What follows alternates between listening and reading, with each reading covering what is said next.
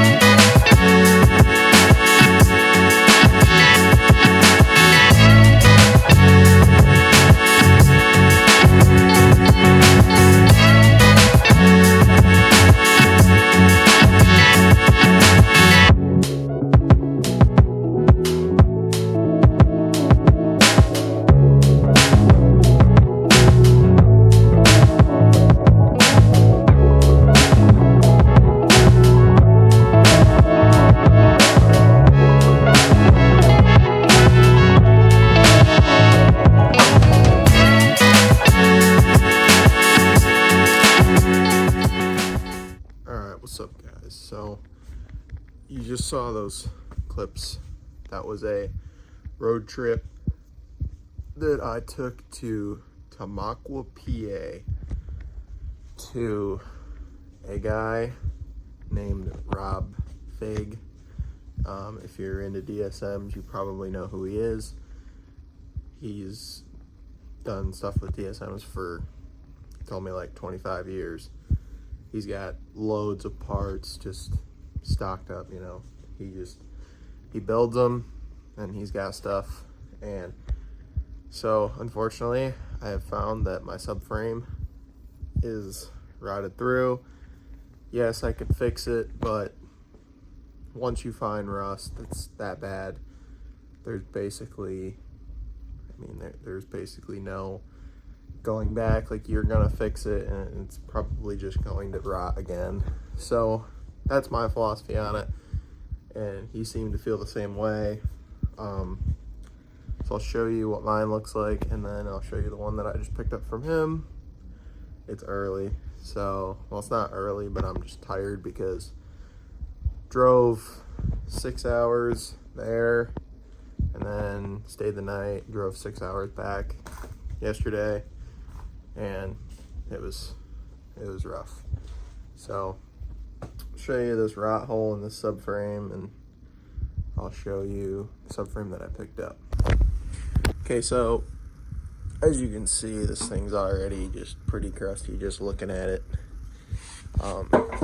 So it's an Ohio subframe. If you hear that, it's all rust on the inside of the subframe. It's falling apart. But right there, that whole area right there was just a rot hole. And I think we were getting pretty close to finding more. So I just said, screw it. I don't even care. Like, I'm not doing that. So, these arms are extremely hard to get. Can't really find them anymore.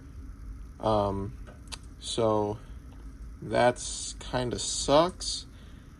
Now, I did find a website where you can get these bushings for this arm. So if I just cut this out of here, which I really hope that I can cut through all that, which with a grinder it shouldn't be a problem.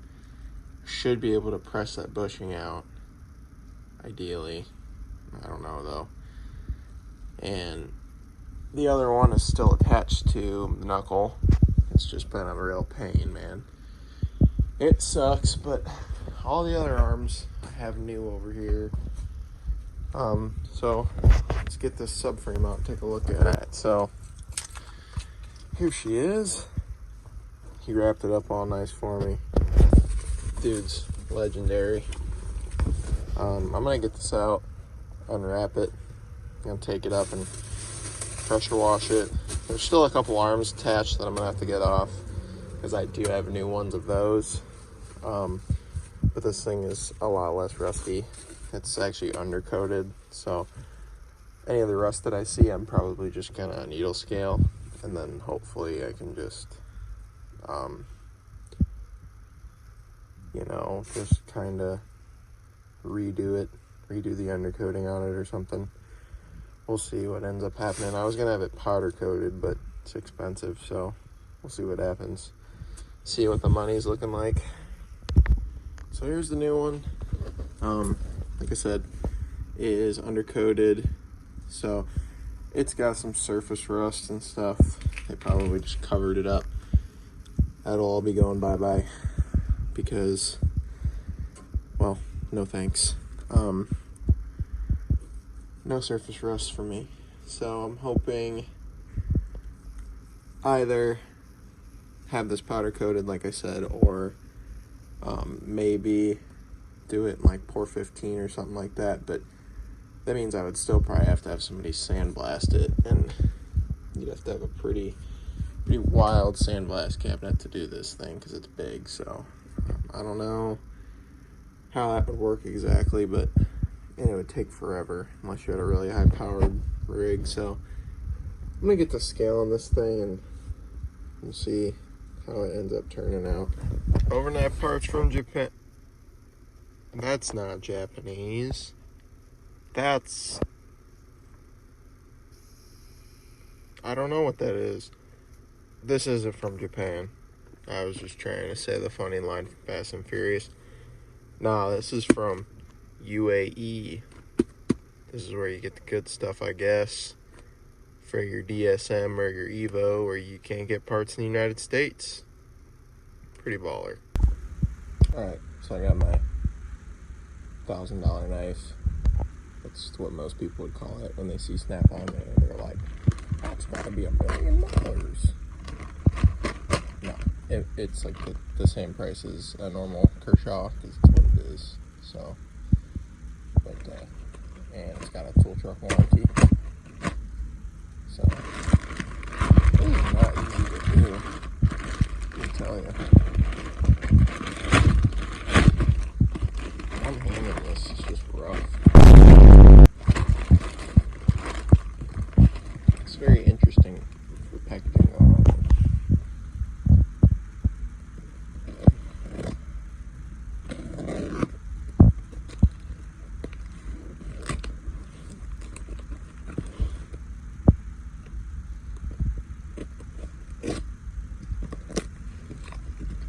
This is wild. This is like Fort Knox.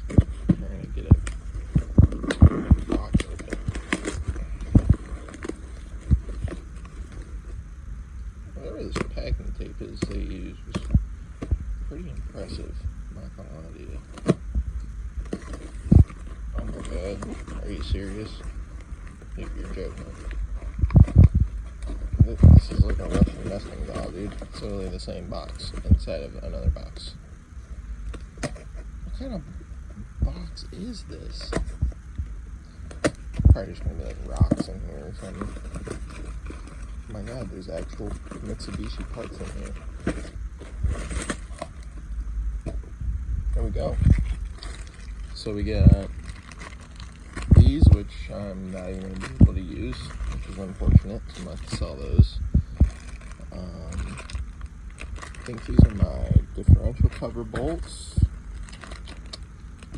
I don't even remember what those bolts are.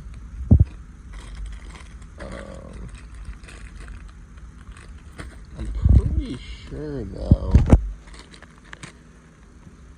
my cat is over here. Nice. He likes to just be there. I'm pretty positive, though, that I was supposed to get SUBFRAME mounting nuts, and I don't think I did. I'm gonna have to go back and look. I don't know what exactly I ordered. to be honest with you. Not to look these part numbers up and figure it out, but yeah, just a bunch of OEM hardware pretty much. All the rear suspension bolts and things. I found that you don't have to order these OEM Mitsubishi because on eBay you can get the same thing, maybe not as good of quality, for much less money. Once you factor in shipping and stuff, so. But it is cool to get the OE stuff. Like I said, I won't even be using these. These are for the, I think the lower front arms in the rear. I bought these to replace, and I could not save my arms because they were so rusted on. So, there's that. But, yeah, so this is cool. This is what, like, a lot of money gets you when you're buying parts from a different country. So, yeah. If you're rebuilding your rear end, I would just recommend doing this. Just don't buy everything and scalp people, because that's scummy. I'm just going to try to sell these for what I bought them for, hopefully, and just recoup the money, and then somebody can have them if they want. So, yeah. Winston.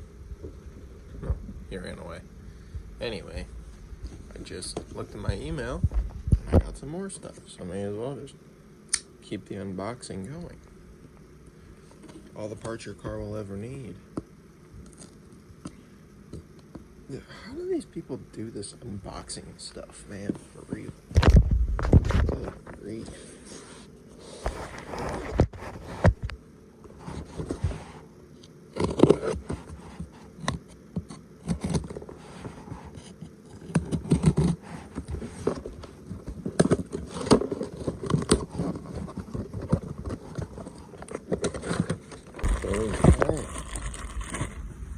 Let's see what this is in a minute. So, I didn't get the DSM. Pretty upsetting. So, that being said, I guess I can just open that like a normal human would have. A knife is more fun. Yes, bolts. Those are really oily. We got some spacers, also oily. And then we got these. These are the special thing.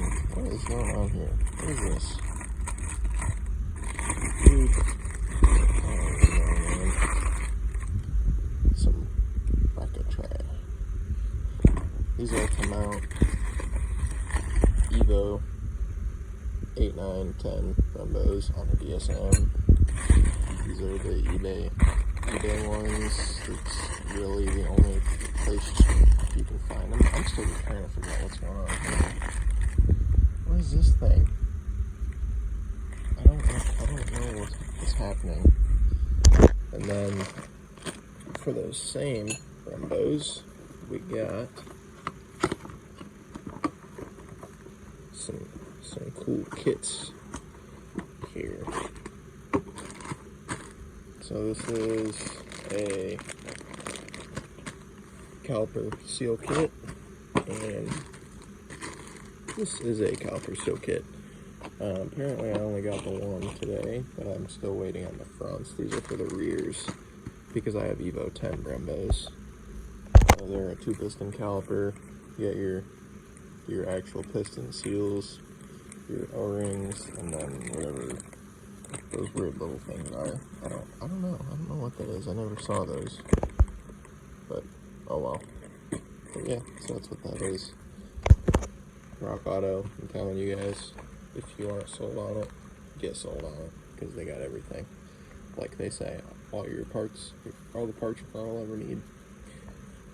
These are probably going to be pretty garbage, but you know, it is like a 1/4 inch thick piece of metal, so even if I have to like drill these holes out bigger for whatever reason or something, whatever, as long as they aren't like completely like warped or not straight somehow, then I think we're good. But yeah, so these are adapter brackets for your Brembo swap on your DSM. So yeah, I think I don't know for sure, honestly. I'll have to take a look. But yeah, so there you go. eBay special, like 50 bucks. You can even get them cheaper. I'm pretty sure all the kits are the same. So yeah, if you want to do an Evo Brembo swap, do it. Find a good deal on some Brembos. I know I did. I have mine powder coated right now. You guys will see that soon. So there's my subframe. I got all new alignment hardware, which I think I mentioned in a video a long time ago. Solid aluminum diff bushings. The diff, I wanted to do like a rust converter or something on, but I haven't decided yet. These are the caliper mounting plates, backing plates. You have to drill these holes out bigger, and supposedly people say you have to oval them. I don't know if that's true, but the mounting hardware for the Evo 10 rear calipers is different than the Evo 8 and 9. The Evo 8 and 9 are supposed to be direct bolt on. These have a bigger bolt. Oh, I just threw it. The guy that I bought the brakes from gave me all OEM mounting hardware that he had bought, which is sweet. I got random miscellaneous Mitsubishi hardware that I ordered. I got my Brembo caliper stickers for when I get those back. I got toe arms. I have new wheel bearings, but I don't even know if I'm going to use them because mine over yonder aren't necessarily bad, and I didn't realize that these don't have the hub on them, and I really don't know how I feel about trying to smash the hubs off of those, either with an air hammer or maybe like a press. I don't even know. As for fuel system, I started running the return line. I don't know if it's gonna work or not, but I basically ran it out over here between the subframe and the actual frame, the unibody frame of the car. And, well, I don't know if it's going to get pinched or not. I don't think it is, because the line that's the feed for this thing, that's been the feed forever, since I've owned it, is like sandwiched super tight between over here in this corner. I don't feel like leaning over because I did something to my back. It hurts. So I don't know, we're gonna see. I got the ethanol content sensor in there. We got my sweet American flag R35 GTR custom coil pack mounting deal done. I made a custom bracket out of aluminum for the wideband controller for the Haltech. I got these aluminum mount johns on there for that, which, by the way, I got that, the Clutch Master, the new one, and the cap, and then I found that you can still actually get this brake fluid cap new. You just have to get it from Japan. And so I might just get that whole setup new so it looks better. And then as for this, I don't know if I've shown this, but all these hard lines I ran for my boost lines and stuff. This is new. Got low dollar motorsports pressure sensors for my new harness. This is a Mighty Max oil filter housing, which I'm pretty upset that I bought now because I have literally already had all this apart to do the T-belt. And I'm sorry that this camera keeps doing this BS. I've already had that all apart, and now I have to take it apart because they hid one bolt under the lower timing cover. So I have to pull the balancer slash crank pulley back off, and then get that bolt out, then put this on. Got a fresh OE gasket with it. Got that from STM. Got the low dollar motorsports sensor for the fuel pressure regulator. I ended up buying a 535 fuel pump. However, my hat has pinholes in it from welding things to it, and it leaks really bad. So I ended up just spending about $200 on one that's in a lot better shape, and I'm not going to do all that to it, and I'll probably just sell that, and somebody that can fix it. I don't know. That's really unfortunate because those are getting really hard to find, and I was just, I was gonna fix it in a not correct way by putting like an ethanol proof sealer over top of it, but I really don't want my car to catch on fire. And there's really not a way for it to happen because my exhaust is going to come out up here anyway, so there's not like there's going to be fuel leaking out of the exhaust or anything like that. But I don't really want fuel leaking in general, so because that's sketchy. This is my MR2 power steering bracket. I just finished up welding this second piece on. So this sits on this frame rail right here. One bolt goes in that hole right there, and then another one goes in the bottom. So that's chilling. Intercooler piping is done. Just have to finish it up, but I'm waiting to do all that until I get this harness, which allegedly I'm supposed to have today or tomorrow, which today is July 15th. So I'm really hoping that I get that, because that's like one of those things that's really just holding me up really bad, and it might get my butt into gear on wanting to get this thing done more if I actually get it. So as you can see, the inside of my car is just a wreck. Just stuff laying everywhere, brackets that I don't know where they go. So it is what it is. It's unfortunate, but you know, don't hate the player, hate the game. Stuff takes time. So I'm going to throw all these clips in that I've filmed for a video of the subframe and unboxing some of these fresh OEM bolts and call it good. Thank you guys for watching. Just wanted to get a video out for you guys. Raj. Out. In audio.